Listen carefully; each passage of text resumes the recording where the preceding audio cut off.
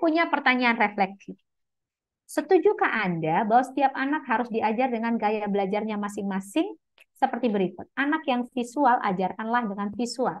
Anak yang auditori, ajarkanlah auditori. Anak yang reading atau writing, ajarkanlah dengan dengan gaya belajar reading atau writing. Atau yang kinestetik, ya dengan yang kinestetik. Ini kita setuju apa enggak sih? Boleh di kolom chat. Pak Jainal setuju, Bu Yusni juga setuju. Oke, setuju.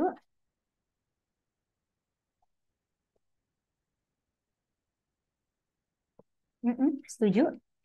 Oke, kita semua memilih setuju. Bu Helda juga setuju. Pak Ruslan, Pak Aru, Bu Ayu, Bu Riri juga setuju.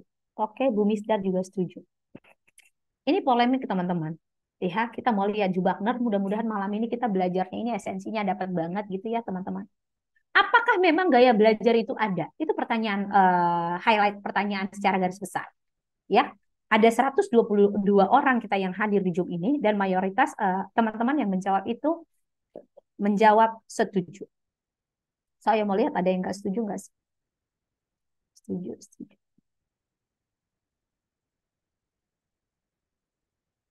Semua menjawab setuju. Nah, mari kita lihat teman-teman. Ternyata itu salah, teman-teman.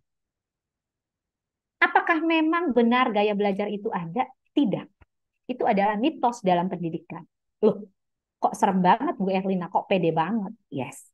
Ini dikatakan oleh Laura Jemasa, Richard, dan juga Richard E. Meyer dari University of California, teman-teman.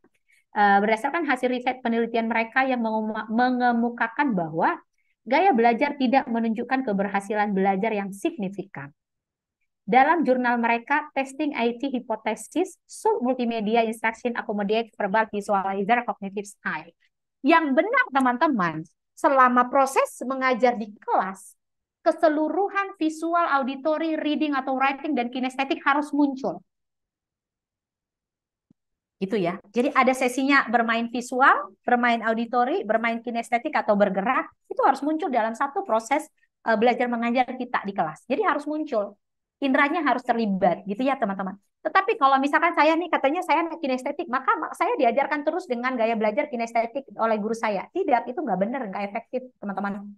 Yang benar adalah seluruh katakanlah indera, permainan indera ini, apakah inderanya visual, auditory, reading, atau kinestetik ini dimainkan dalam satu pertemuan di kelas kita, itu akan lebih jauh efektif. Murid kita akan bergerak, murid kita akan aktif, dan murid kita akan senang gitu ya. Itu yang benar ya teman-teman. Nah, memang apa sih Bu Erlina mengajar itu? Terus bagaimana juga yang mengajar itu? Ini pertanyaan klise. Yang sepertinya klise tetapi bukan gitu ya. Kenapa saya menggunakan istilah mengajar? Misalkan nih, saya ditelepon. Nanti ya, saya lagi ngajar. Kan seperti itu. Atau kita punya kekasih. Eh, jam berapa kamu besok ngajar? Kan itu. Nggak pernah kita tanya. Kamu jam berapa sih mendidik? Enggak. Mengajar itu adalah kata yang jauh lebih dekat dan lebih menjadi esensi profesi kita seperti apa dalam keseharian. Maka saya membuat kata-katanya adalah mengajar itu apa dan bagaimana. Kita akan lihat apa sih mengajar itu, bagaimana sih mengajar itu, kan gitu ya. Mari kita lihat. Mengajar itu ternyata teman-teman bukan sekedar 1+1 sama dengan 2, tetapi tentang berapa tambah berapa agar hasilnya 2.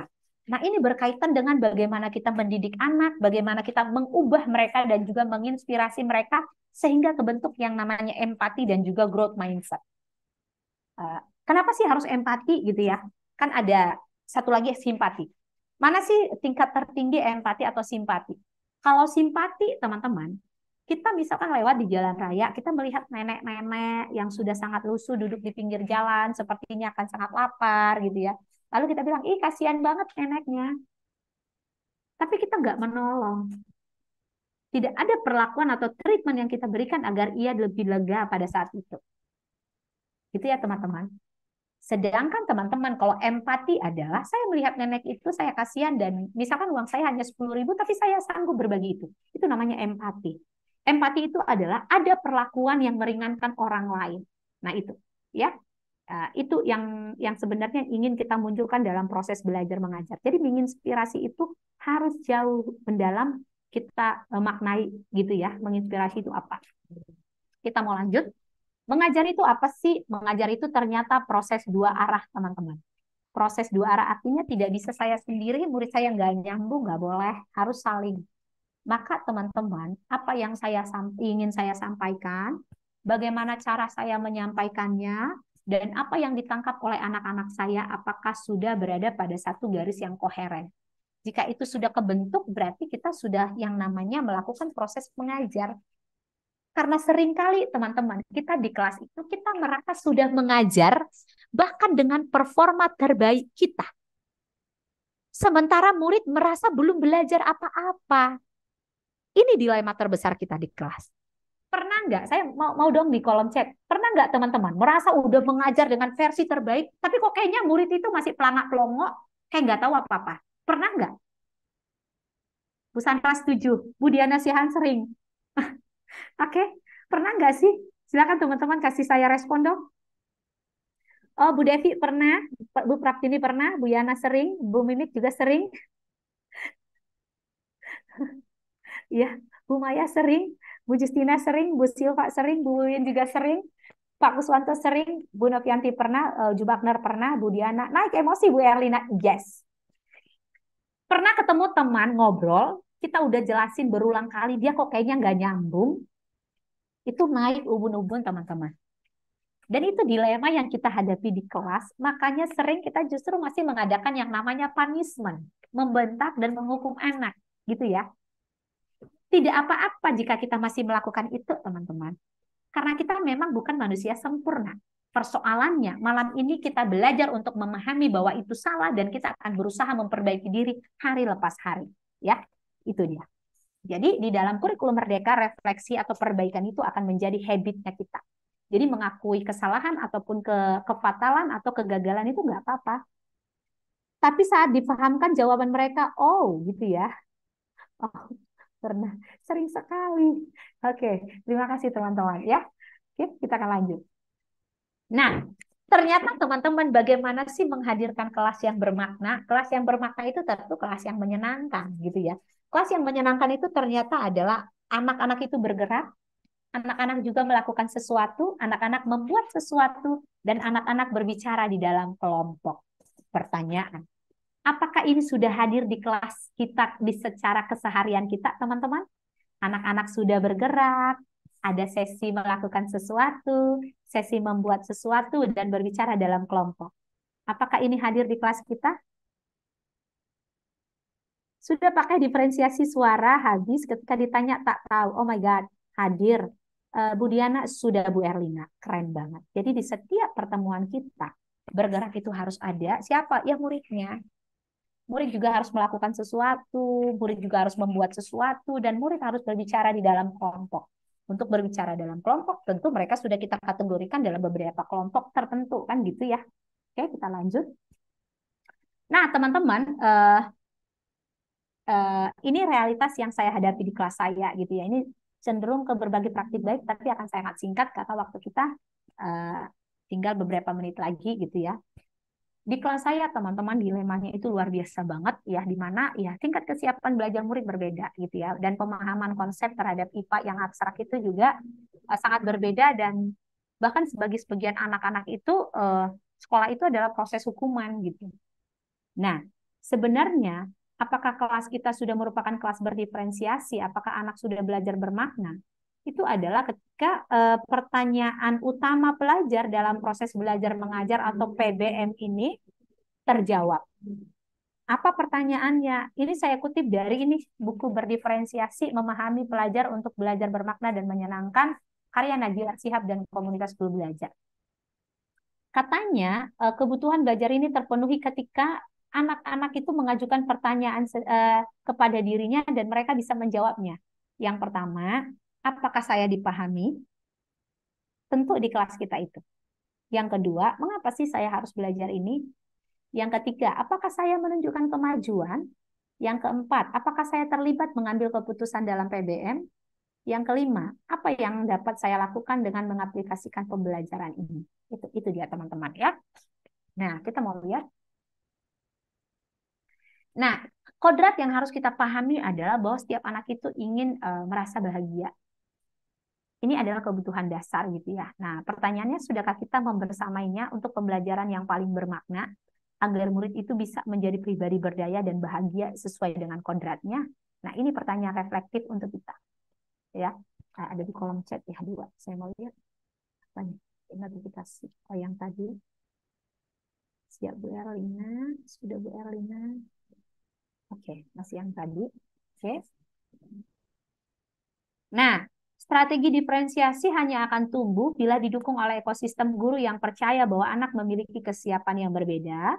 Esensi dari pembelajaran adalah memberdayakan dan memerdekakan, bukan untuk memberi punishment, tapi mengajak anak berefleksi agar mereka menjadi anak yang merdeka. Kemudian asesmen otentik yang berkelanjutan, artinya ada umpan balik dan refleksi.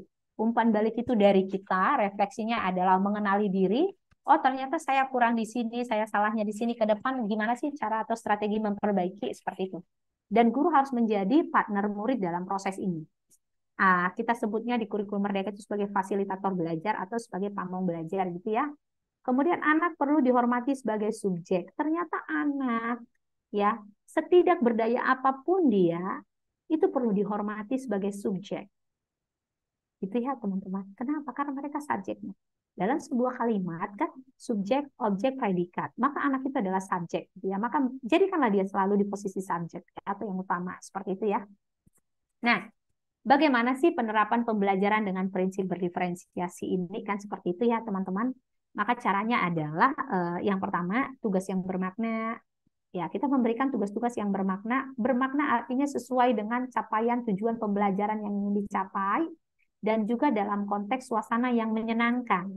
Kemudian pengelompokan yang fleksibel. Fleksibel artinya apakah kita melihat keberagaman kemampuan dalam kelompok atau bahkan barangkali ya fleksibel saja sesuai dengan kebutuhan atau kesepakatan belajarnya kita gitu ya. Kemudian asesmen dan penyesuaian berkesinambungan atau berkelanjutan. Jadi asesmen itu berkelanjutan teman-teman, nggak boleh putus. Kalau di awal asesmennya katakanlah asesmen diagnostik non kognitif, maka dilanjutkan dengan yang kognitif, dilanjutkan dengan asesmen formatif, dan dilanjutkan dengan asesmen sumatif atau di akhir gitu ya. Tetapi ingat teman-teman, bicara asesmen maka kita harus lebih memperbanyak uh, asesmen formatif gitu ya, dan memperkecil atau mengurangi asesmen sumatif seperti itu. Nah, kepemimpinan dan rutinitas kelas. Bagaimana sih rutinitas kelas kita gitu ya? Ini ritmenya perlu kita jaga. Kemudian pengajaran yang responsif dan kurikulum yang berkualitas. Tentu ya, kurikulum Merdeka adalah kurikulum yang sangat berkualitas. Nah, kita mau lanjut. Nah, praktik yang saya lakukan di kelas teman-teman, saya mengadakan bahwa anak-anak itu harus fun, bahagia dan siap menerima pembelajaran, kemudian pemetaan kebutuhan belajar yang tepat atau know and want to know gitu ya. Kemudian project sesuai pilihan dan kesenangan ya teman-teman, kelas yang berdiferensiasi gitu ya. Ini kita nggak akan lama. Nah, ini yang saya lakukan. Murid-murid punya buku asesmen diri, saya melakukan teknik stop untuk membuat murid lebih rileks dan lebih santai gitu ya teman-teman. Saya juga menjadi partner murid dan mengajarkan murid belajar penemuan atau investigasi kelompok gitu, dan membuat kesepakatan kelas. Ini menanyakan perasaan murid secara dekat ya atau detail, dan ice breaking dengan games melatih literasi dan fokus. Tangkap harimau ini permainannya ya. Nah, saya juga menuntun pada penemuan konsep yang dituntun oleh pertanyaan-pertanyaan terbuka ya. Nah, mengajarkan murid menyampaikan pendapat dan berefleksi dan memberikan apresiasi atau penguatan. Nah, lihat teman-teman, pengumpulan tugas sesuai minat dan bakat ini ada yang menggunakan poster, dia membuat makalah, dan ada menggunakan cerita bergambar, ya silakan saja gitu. Yang penting tujuan pembelajarannya tercapai. Gitu ya teman-teman. Nah, pelajaran yang bisa diambil dari materi malam ini adalah mari menjadi guru belajar sepanjang hayat. Pembelajaran berdiferensiasi ternyata bisa dilakukan sesuai dengan kondisi dan kemampuan belajar murid di kelas masing-masing. Yang diperlukan hanya sebuah komitmen untuk terus belajar. Gitu ya teman-teman.